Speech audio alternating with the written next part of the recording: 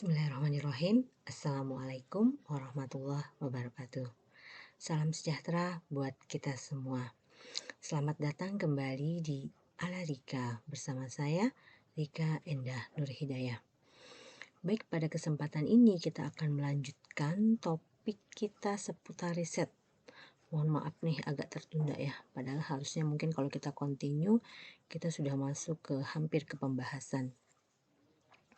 Nah, pada video 1 sampai 6 kita sudah membahas tuntas tentang latar belakang, mulai dari pendahuluan, mulai dari latar belakang sampai dengan tujuan penelitian ya.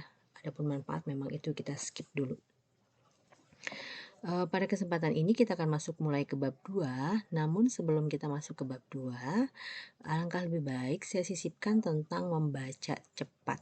Di sini saya kasih judul membaca cepat atau cepat. Apa itu? Mari kita lihat sama-sama ya.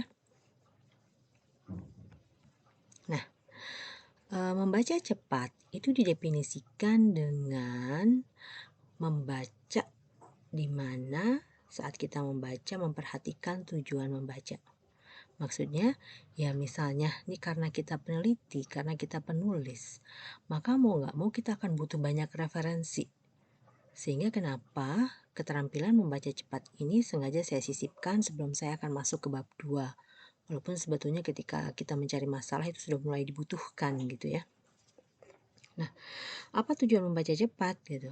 Karena tadi dikatakan bahwa membaca cepat adalah membaca dengan memperhatikan tujuan membaca itu sendiri. Nah, tujuannya apa? Mengidentifikasi dan memahami makna bacaan. Jadi kita melihat maknanya apa gitu.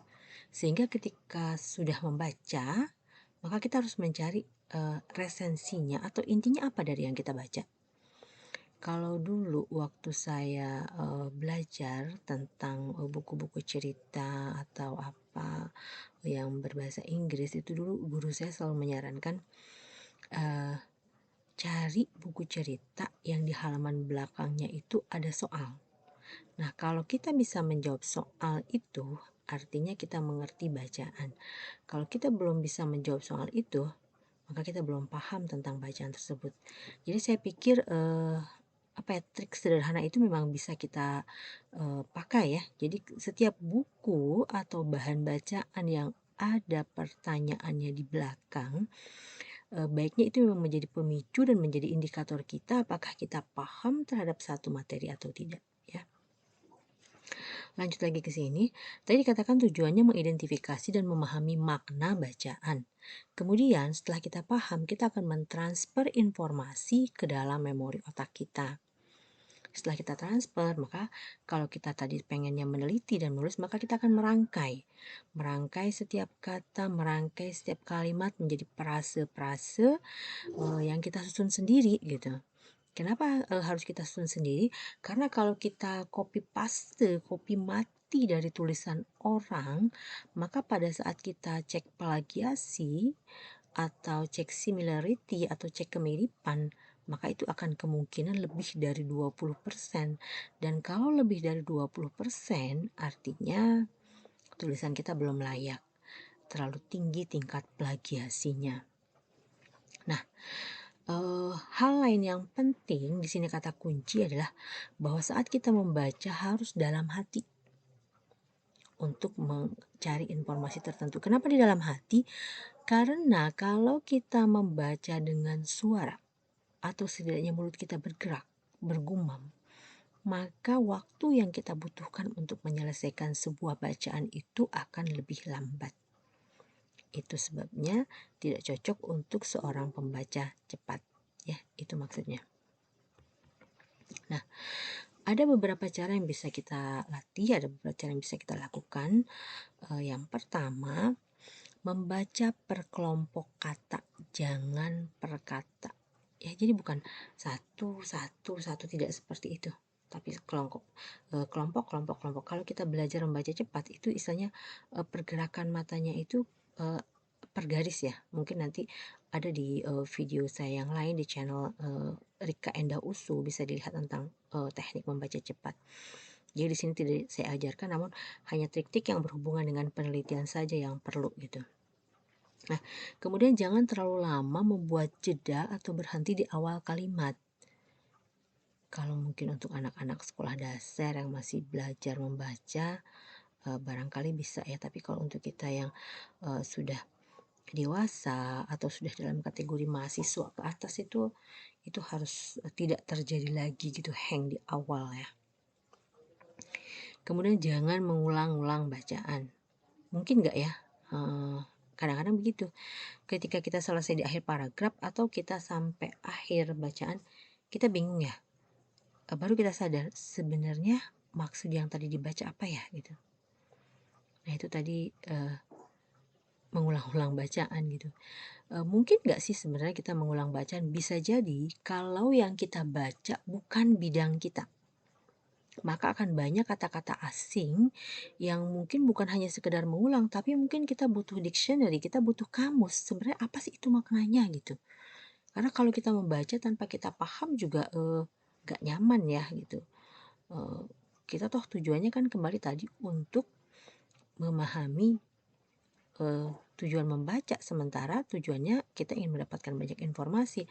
Nah, bagaimana kita bisa mendapatkan informasi kalau bacaan yang kita baca adalah asing semua, alias tidak kita pahami, ya. Kemudian cari kata kunci yang menjadi gagasan utama. Jadi harus diingat bahwa dalam setiap paragraf hanya ada satu kalimat utama, selebihnya kalimat penjelas. Dalam setiap kalimat juga pasti ada gagasan utamanya gitu. Jadi nggak mungkin kalau misalnya dalam satu paragraf kita sampai ada 2, pasti itu 1. Cuman kadang kita terkecoh kalau kita belum terbiasa gitu. Apa ya? Penasaran balik lagi gitu, penasaran ulang lagi. Mungkin awal-awal nggak masalah sih, tapi itu butuh latihan. Dan kalau tidak dilatih memang nggak bisa gitu ya. Nah, teknik membaca itu ada berapa? Ada banyak ya. Jadi kalau kita membaca buku, biasanya kita awali dengan previewing. Di sini saya buat menjoroknya ke kanan karena ingin saya bedakan. Jadi previewing itu biasanya kalau kita mau beli buku baru nih, kita lihat apanya dulu gitu, misalnya covernya yang cantik, daftar isi misalnya menarik, atau penulisnya dia profesor, dia doktor, atau emang dia ahli di bidangnya, atau mungkin kita melihat resume atau apa namanya, catatan penulis di halaman belakang gitu, sinopsis, atau juga kita melihat kata pengantar yang disampaikan gitu. Nah, itu juga bisa salah satu teknik previewing ya. Nah, kalau kita membaca jurnal biasanya previewing ini tidak dilakukan, makanya ini agak saya kepinggirkan gitu ya. Kalau kita sebagai peneliti karena nanti targetnya melihat jurnal, maka langsung ke tahap yang kedua, yaitu skimming. Skim adalah membaca menyeluruh untuk mendapatkan atau mencari gagasan pokok dalam bacaan. Jadi kita ingin mengambil intisarinya, ya. Itulah memang dari tujuan membaca awal ya. Kemudian yang kedua scanning seperti apa? Ingatnya mesin scan aja ya, seperti mesin fotokopi. Masuk kertas terus nanti dia lewat set, ya kan? Balik lagi set, masuk halaman 3 set gitu. Nah itu model scanning. Jadi membaca teliti untuk memahami informasi dari suatu bacaan. Ada lagi yang berikutnya skipping. Skipping itu mengabaikan atau melempati bagian-bagian yang sudah dimengerti. Jadi itu biasanya dilihat dari daftar pustaka, kayaknya nggak perlu, ini yang perlu gitu ya. Oke, nah ini adalah indikator untuk membaca cepat. Jadi kalau SD 200 kpm, SMP 200 sampai 250, SMA sampai 350, kita perguruan tinggi atau dewasa itu di atas 340. Apa tuh KPM? Indikatornya adalah kata per menit. Maksudnya berapa jumlah kata yang bisa kita selesaikan kita baca dalam 1 menit. Adapun KEM adalah kecepatan membaca efektif, itu adalah diambil 70% dari kecepatan KPM ya. Jadi kalau 200 KPM-nya, maka KEM-nya adalah 140. Oke, itulah pertemuan kita untuk yang sekarang ya. Ini sumber bacaan yang bisa kita lihat. Sampai ketemu lagi di topik yang lain.